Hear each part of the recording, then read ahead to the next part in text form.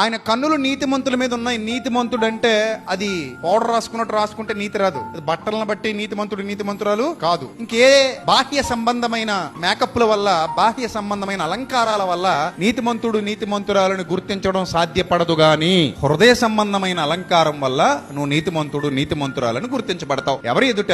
దేవుని ఎదుట. అంటే ఇది ఎవరైనా సంపాదించుకోవచ్చు. ప్రపంచంలో కొన్ని కొంతమంది మాత్రమే సాధించగలరట, కొంతమంది సాధించలేరట. అందుకే ఒక నవలా రచయిత చెప్తాడు, ఐశ్వర్యరాయ్ కావాలంటే అందం ఉండాలి, మదర్ తెరీసా కావాలంటే మంచి గుణం ఉంటే చాలు. అందరూ ఐశ్వర్యరాయ్ కాలేకపోవచ్చు, కానీ అనుకుంటే అందరూ మదర్ తెరీసా కావచ్చు. చాలా వ్యాలిడ్ పాయింట్ కదా అది. నువ్వు అనుకుంటే మదర్ తెరీసా ఎప్పుడైనా కావచ్చు, కానీ అందరూ ఐశ్వర్యరాయ్లా అవ్వలేకపోవచ్చు. అర్థమైందా? ఎవరు ఎక్కువ కాలం నిలబడతారు సమాజంలో అంటే ఐశ్వర్యరాయ్ కాదు, మదర్ తెరీసా. 1000 సంవత్సరాలు గడిచిపోయినా నీ సేవను ప్రపంచం మర్చిపోదు. నీ అందం, నీ శరీరమే మర్చిపోద్ది నీ అందాన్ని. ఒకప్పటి హీరోయిన్లు చూడండి ఇప్పుడు ఎలా ఉన్నారో. ఒకప్పటి హీరోయిన్ల ఫోటోలు ఇప్పుడు మరలా సోషల్ మీడియాలో వస్తున్నాయి. వాళ్ళు అందవిహీనంగా ఉన్నారు. అందుకే అందం మోసకరం, సౌందర్యం వ్యర్థం. కానీ నీ హృదయాంతరంగాలలో ఉన్న అందాన్ని ఈ ప్రపంచమే కాదు, నీ శరీరమే కాదు, దేవుడే కాదు, ఎవ్వరూ ఎప్పటికీ మరచిపోలేరు.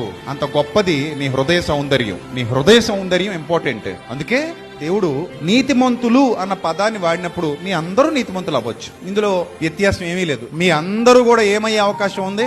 నీతిమంతులు అయ్యే అవకాశం ఉంది. అది ఎలా?